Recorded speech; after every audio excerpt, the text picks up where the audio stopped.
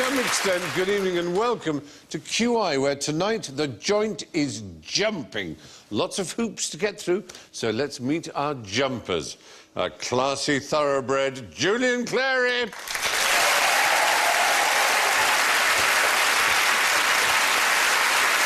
Fits as a flea, Ross Noble. The human pogo stick, Bill Bailey.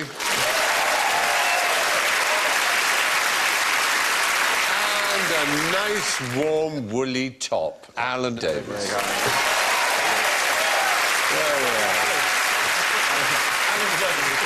So they've all got buzzers, and Julian goes. Jump around. Jump around. Well, I'm not happy. Sounds of you jumping in there, I believe, in the pop music sphere. Ross goes. Good overbite. That also had jump. Bill goes.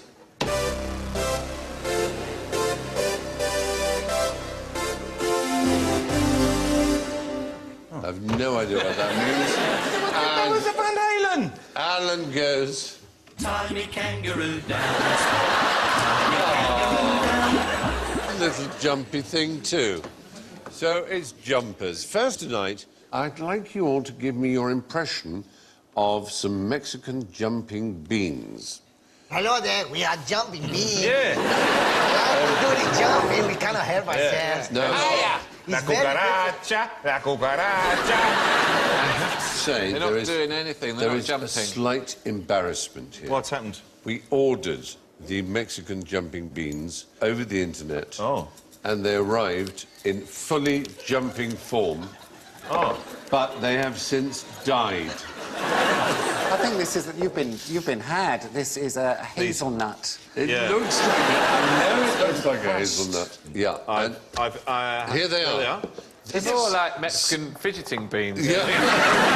Do I just say that in a wildlife documentary, it's a pretty poor excuse, isn't it? Yeah, it is. If this was a wildlife program, here's these... We had some snakes earlier, but when they came in the post, DHL tried to wedge them through the... I know, it's deeply shaming. How were they mistreated then? What's Well- happened? Because Springwatch will hear of this. Can we revive them with some powdered Doritos? Play some Mexican music and they'll be up and running again. I'll just crack one open, there's something in it. Yes, there is. Tiny battery. Yes. There's a creature. There is a creature in there, there's a larva. A larva which has now sadly died, as you... They've Where hatched, do you they've get them become... from? Is it a flea of some kind? Is it a coleoptera? Is it from the coleoptera? You're wanting to say beetle, aren't you? I want to say beetle. I said coleoptera. Which just is to try and even a really smart way of saying beetle. because this is that sort of programme, isn't it? It's not BBC Actually, Breakfast, is it? Where I want kids you to wouldn't say know... not Coleoptera, but Lepidoptera.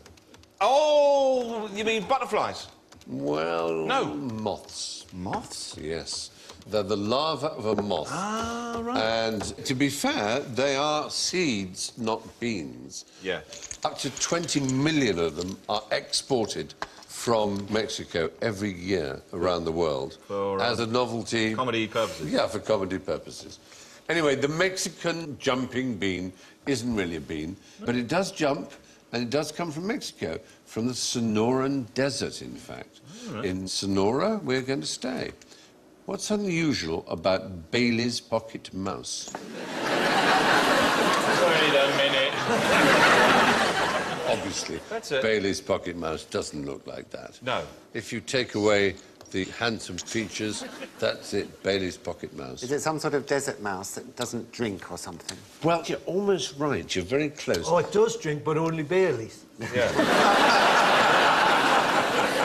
That's right. It shins up the bottle like that, and it brings its own miniature parasol. There is a particular oil-bearing plant in Mexico. Jojoba.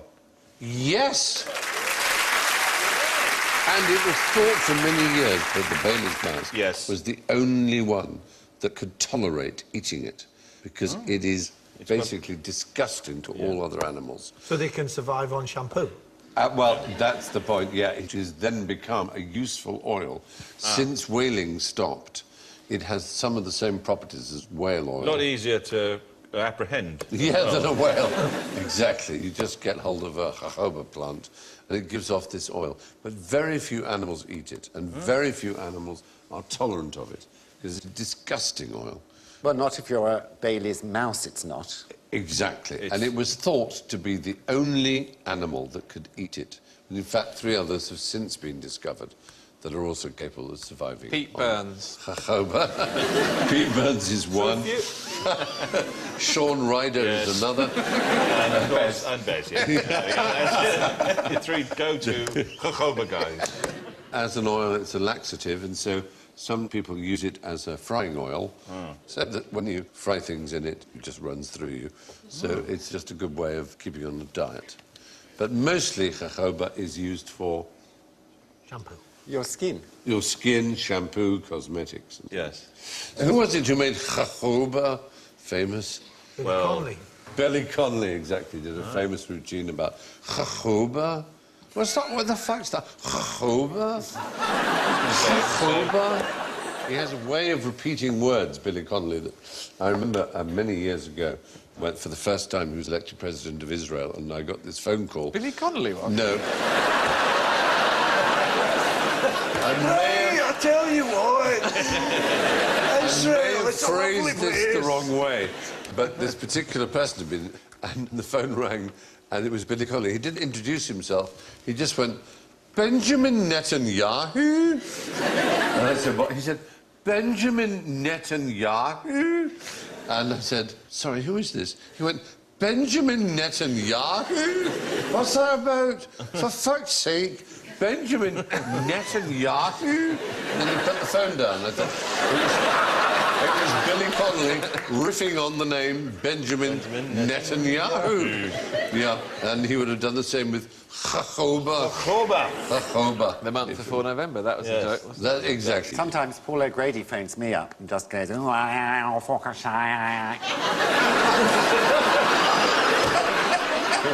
hangs out. What's that? Get that? No. Stop it. No, don't. Doesn't say no, don't. Doesn't it? No, that's Frankie Howard. Oh, damn it. So easily confused. That was your jojoba. Now, who put jolly jumpers on their skyscrapers? Is it Cockney rhyming slang? Jumpers on your skyscrapers? Doesn't rhyme with anything. No, it doesn't. Cockney not rhyming slang. I'll tell you what, I put a jumper on a skyscraper. What's a skyscraper? it? Rhymes with rapers, that's all. Oh, stop it. Stop it right now. They Yeah. swoop out the sky. A horrible bunch of skyscrapers. Go back in time.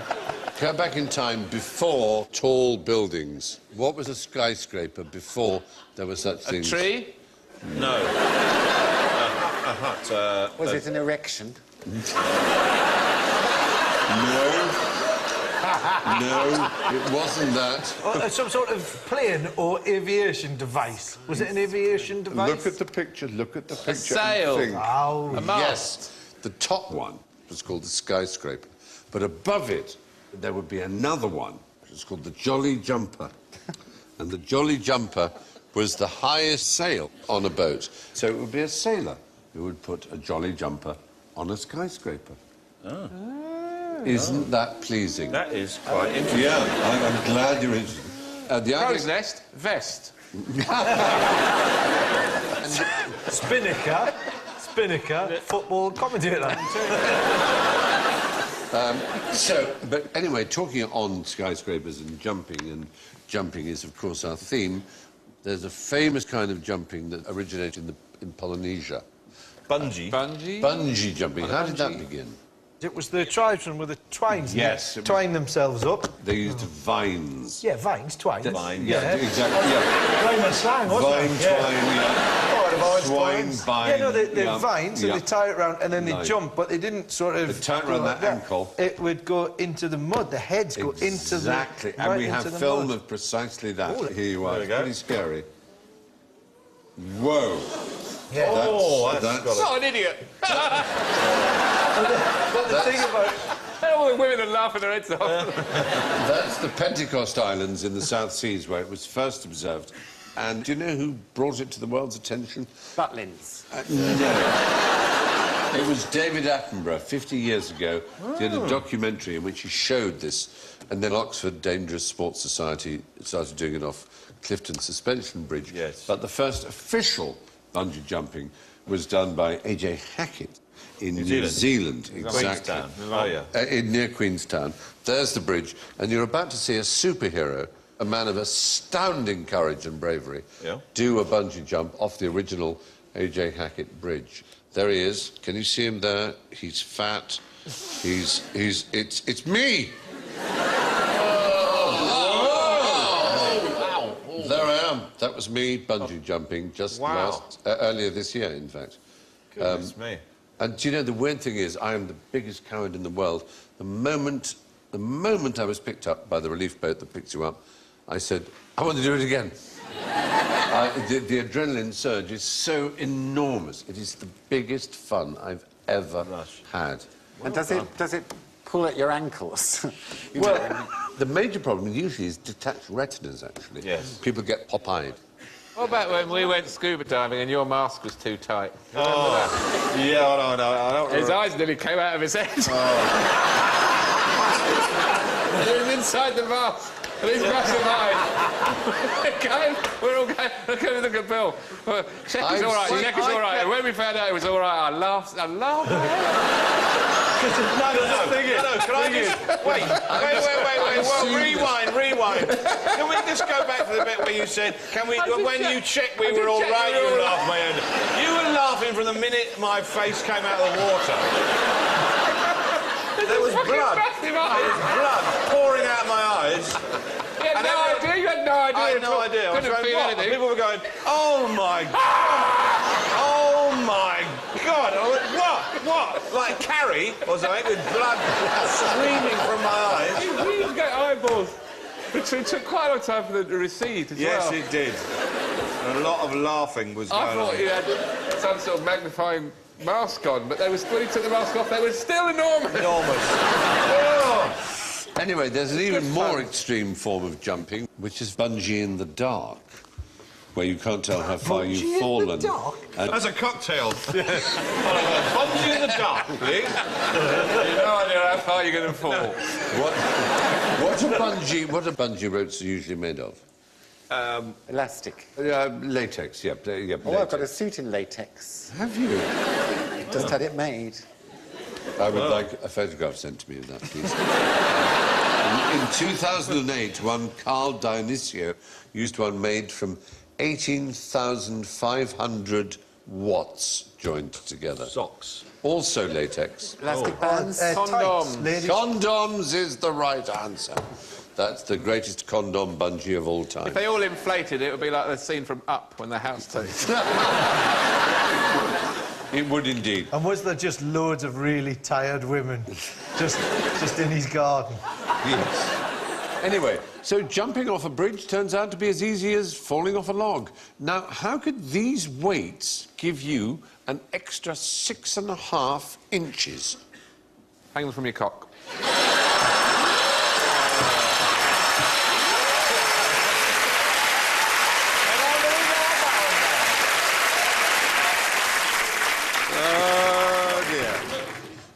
Wow. Is it to do with stretching out your spine? No. There's some sort of inscription on here. Yes, in what language? Sort of sound Greek, was it? Just if we Greek is the right answer. Is it Greek? Yeah, Oh, it's right. a Greek This is the object. new Greek currency.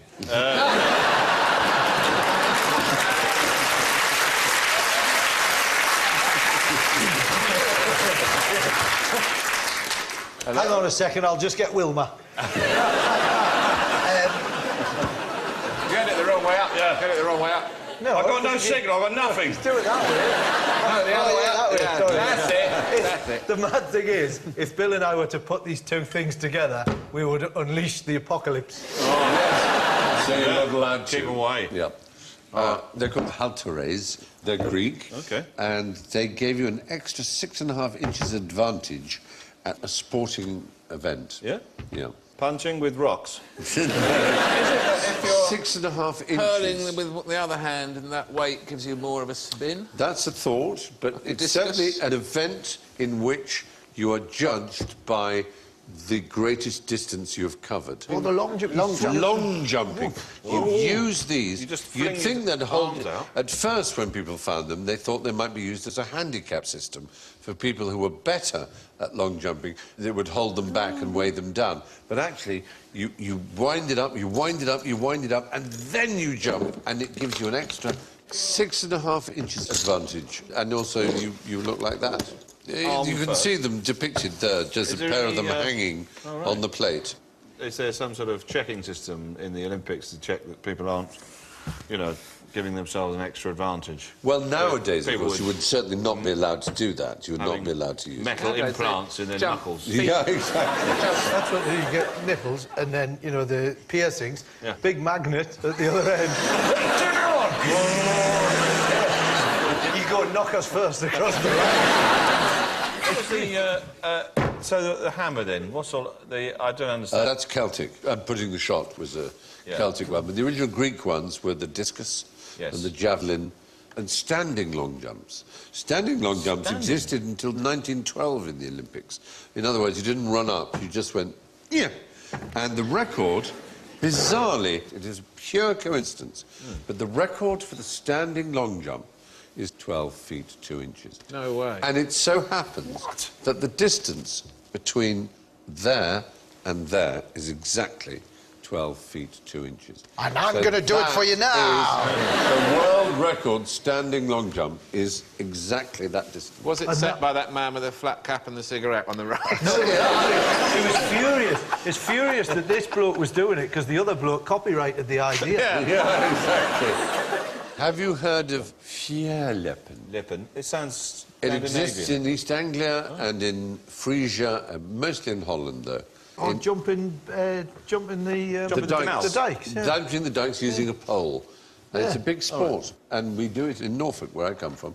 You know they've got bridges now. Yeah, yeah. So much less fun. And you can actually see some... No, mock ye not. Watch some film of some Brilliant, splendid that's great. Fjärleppen performers, and you will be impressed. Here you are. Big run. Whoa, and... Yes! Oh. And didn't even fall over. Oh, look at that. Less fortunate. Yeah. Just to prove it's not as easy as you think. And... Oh! There you are. Fjärleppen. Wow! That's a good one. Yep. Isn't that? You can watch that forever. Yeah, they should do that, like, instead of just straightforward pole dancing, they should just have, like, a loose brass pole, and then a woman in her pants runs out, hey! And then it's less sexual, you know, it's, you can watch her arcing. I think it is sexual. You're I in think it is. desperate need of help, Ross. Now, you have some jump leads and some bits of old phone. Show me how to telephone a catfish. Oh. Jump leads and bits of phone, all right? Phone. I want you Actually, your to show me, Yeah, oh yeah, sorry. nearly done an using, experiment with it. using these implements, That's real. how you would Oh, sorry, telephone. we thought you said foam. No. We were looking for a sponge. What have we got to do? Using these items, you should be able to telephone a catfish. This is like Blue Peter, isn't It it? is, isn't it? I know. Oi, catfish!